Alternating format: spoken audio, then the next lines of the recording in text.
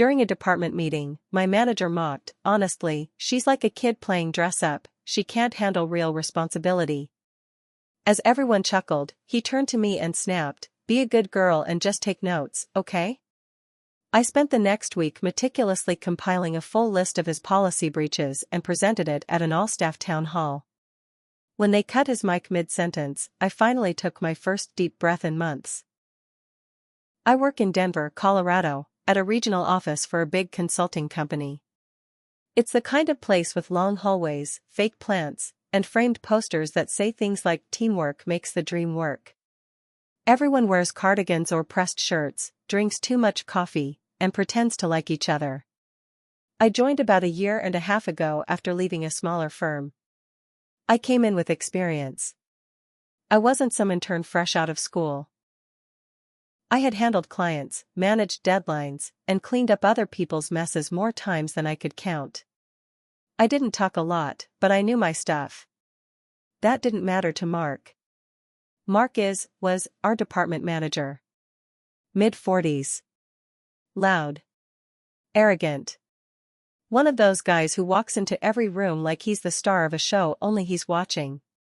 He jokes a lot, but it's the kind of joking that leaves people looking down at the table. The kind of joking where you don't know if you're supposed to laugh or cry. At first, he ignored me. That was fine. I didn't need his approval. But when I got promoted to senior coordinator, that's when the shift happened. It was a small bump in title, no raise yet. Just recognition. But to him, it must have felt like a threat. He didn't say congrats. He started calling me note-taker in meetings. Sometimes Office Barbie. I don't wear pink. I don't wear anything flashy. I guess being a woman in a blazer was enough for him to feel small. People laughed along sometimes. Not always. But enough to make me feel sick. Then came the meeting that changed everything. Monday morning, regular operations check-in. There were about a dozen of us in the room, a mix of departments.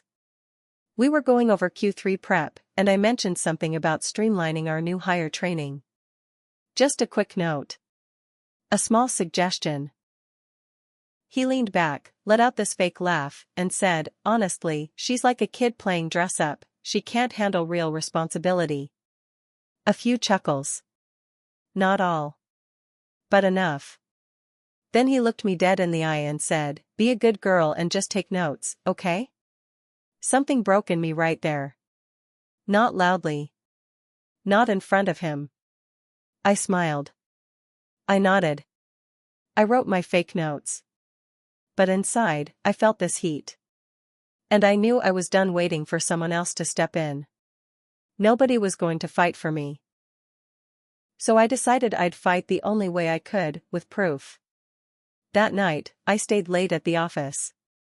I opened every internal policy doc I could find. Our compliance handbook. Code of conduct. Expense policies. Travel rules. Email protocols. Every boring page. I made a list. Then I thought back to the things I'd seen, the little things Mark did that everyone shrugged off. The time he expensed a steak dinner for client relations when it was just him and another manager.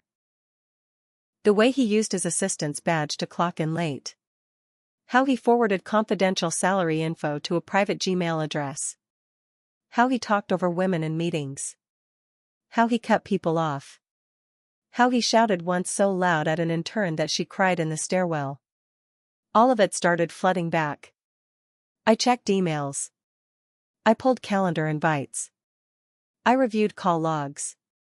I screenshotted expense reports. Over 5 days, I built a folder. Every time I found something, I wrote a clear summary. I linked it to the policy. I included screenshots. Dates. Times. Witnesses. No drama. Just facts. By Friday, I had a document that was 43 pages long. I didn't go to HR. I knew better. Mark played golf with one of the HR VPs. I'd seen them at the same bar more than once. If I went through the system, this would disappear. So instead, I waited for the quarterly town hall. The quarterly town hall was 2 weeks away. It's the one time when the whole Denver office meets. Executives, department heads, every single staff member. It's long and usually boring, but it's also streamed live to other offices. Leadership always ends it with open floor time for staff questions or comments. No filter. No pre-approval. Just a mic and a room full of eyes. I circled the date. I spent the next week acting normal. I smiled at Mark. Took notes like he told me. I even laughed at one of his dumb jokes so he'd stop looking at me sideways. I needed him calm. I needed him to feel in control. Behind the scenes, I backed up all my files. I sent the entire 43-page document to my personal email, then printed out a hard copy and locked it in my desk. I also sent it to 2 trusted coworkers, along with a note, if anything weird happens to me, this is why. They didn't ask questions. They'd seen enough themselves. Then something happened that almost threw the whole thing off.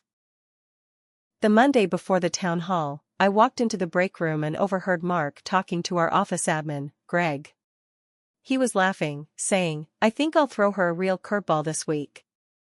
We'll see how senior she really is." Greg laughed. But it wasn't a real laugh. It was nervous. Quiet. He looked down when I walked in. That night, I found out what Mark's curveball was.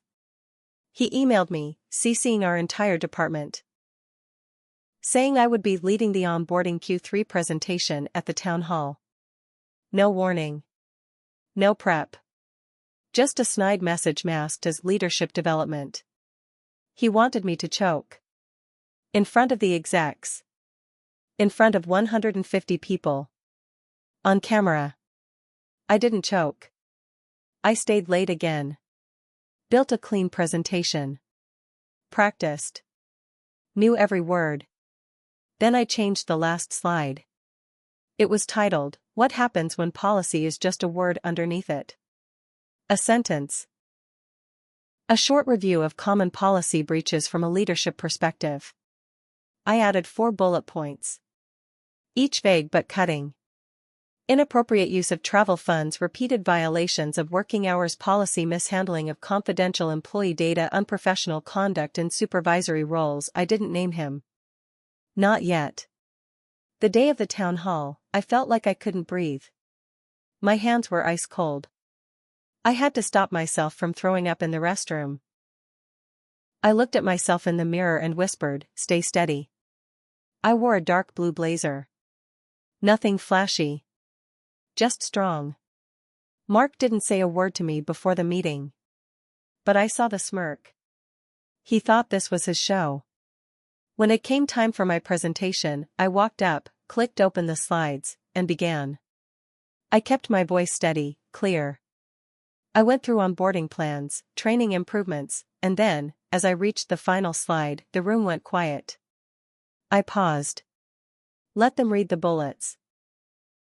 Then I spoke. These are just a few of the breaches I personally observed in the last 18 months. All documented.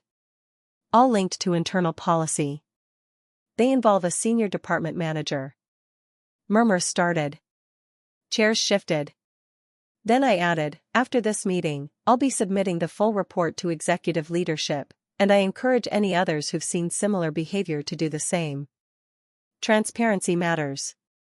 Accountability matters. Mark stood up in the back. His face was red. He tried to cut in. This is not the time or place. That's when one of the VPs, a woman named Dana, raised her hand and said, "Actually, I think this is exactly the time and place." Mark kept talking. Trying to spin it. Loud. Defensive. Then the mic cut out.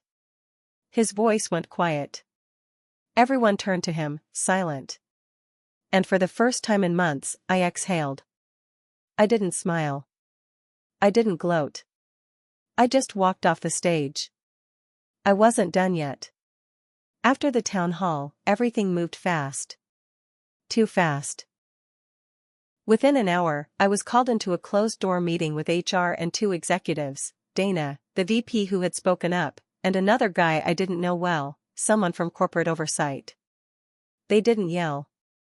They didn't threaten me. They looked tense. Serious. Dana asked for the document. I handed her the printed copy and told her I had already emailed it to a secure inbox they'd shared after the meeting. The guy from oversight flipped through the pages while she read silently. 10 minutes in, he said, "This matches a pattern we've been tracking from other offices." That's when I realized Mark wasn't just a local problem. They asked me to keep quiet for a few days. No office gossip. No email trails. They told me to act normal while they began an internal investigation. And I did. I played dumb. I smiled at people in the hallway. I stayed silent when coworkers whispered things like, "Did you see Mark's face?" or "You think she's getting fired?" But the truth? I wasn't scared. I was angry. Because while I'd made my move, I still didn't trust that the company would actually do the right thing. I've seen how these places work. When you're quiet and polite, they nod and promise change. Then they promote the same guy a month later, just to another office, with a new title and a clean slate. So I decided to add pressure. Quiet pressure. I found the two other employees who had received the report, the ones I'd sent the file to, just in case. One was Nate, a data analyst in our department. The other was Jasmine, a senior recruiter who had her own history with Mark. She never talked about it, but she'd flinched once when he put a hand on her shoulder during a meeting. I never forgot it. I asked them one question: "Will you back me up if this gets buried?" They both said yes. Nate added, "Actually, I've got something you didn't catch." He forwarded me screenshots of messages Mark had sent him, using a company Slack channel. Mocking candidates during hiring reviews.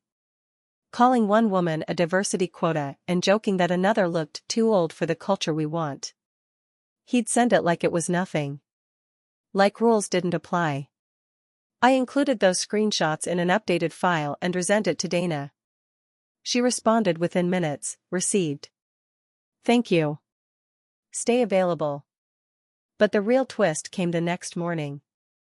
I got into work around 8:30. Everything looked normal. Same stale coffee smell. Same fake smiles. Until I saw that Mark's office door was open, wide open, and empty. His nameplate was gone. So was his chair. And his calendar? Wiped clean. People started whispering. Someone said they saw security walk him out late last night. No warnings. No goodbye email. Just, gone. It should have felt like victory. But it didn't. Not yet. Because at 3:42 p.m. that same day, I got an email. From legal team at internal subject, records request notice, confidential body. Due to an ongoing investigation into workplace conduct, you are temporarily restricted from accessing internal systems outside regular work hours. Please report to conference room 5B tomorrow at 9 a.m. for further review. I stared at the screen, heart pounding. They were investigating me now? Or were they trying to cover themselves? I didn't know yet. But I wasn't going in empty-handed. I didn't sleep much that night. I laid on my couch with my laptop open, rereading the email from legal. I knew what this looked like, a quiet retaliation. Something internal they could spin later as procedure if I pushed back too hard. I wasn't scared this time. I was angry, and I was ready. At 8:45 the next morning, I walked into conference room 5B carrying two things: a printed timeline of every interaction related to the report, including legal's weird restrictions on my account, and a small flash drive loaded with every backup file, email, and message. When I stepped inside, Dana was already there. So was someone from legal I hadn't seen before, younger, probably in his 30s, with a stiff posture and a fake neutral voice. He said, "We're reviewing your involvement in last week's disclosure." There are questions about how confidential information was shared across staff. I let him talk. Then I pulled out the flash drive and said, "Before we go any further, I'd like to formally request this meeting be documented. I've already sent these files to external counsel in case this becomes retaliation." Dana didn't flinch. The legal guy did. He blinked. Then he sat back. She looked at me and said, "You think we're retaliating?" I said, "I think you're trying to scare me into silence. I've been quiet for over a year. That ends now." There was a pause. Then Dana leaned forward and said, "Actually, we brought you here because we want to offer you a position." That threw me. She continued, "We've reviewed everything. Not just your files. We cross-checked expense logs, incident reports, internal messages. Mark's behavior spans multiple offices and at least 2 states. You didn't just call him out, you exposed a failure in our oversight." She turned to the lawyer. "Tell her." He cleared his throat and said, "We're restructuring the department. The VP of operations for this region is stepping down, quietly. We want to offer you a temporary interim director role while we begin the rebuild, with a permanent option if the first 90 days go well." I stared at them. I didn't even know what to say. Dana added, "We know this doesn't erase what you went through, but it would give you the authority to help fix it. And, we'd like to hear your plan." That night, I called my older sister. Told her everything. She asked if I was going to say yes. I said, "I don't know if I trust them." She said, "Maybe don't. But trust yourself." So I said yes. The first thing I did in the new role? I pulled every single report of inappropriate conduct or verbal discomfort filed in the last 5 years. Most were buried, labeled as unsubstantiated. Some of them? They weren't even reviewed properly. They had Mark's name on them. I reinstated a few employees who had been quietly let go after complaints. One was a woman from accounting. She had been fired 3 weeks after filing a formal HR claim against a senior manager. Her claim was dismissed. Turns out, the investigator assigned to her case also went golfing with Mark. I requested an external audit. The board didn't like it. Too public. So I leaked it to the press, anonymously. A local business blog picked up the story. Then a state HR watchdog. Then a news station. They found out more, that Mark had been rehired twice after behavior complaints. Once after calling a woman a hot mess in a performance review.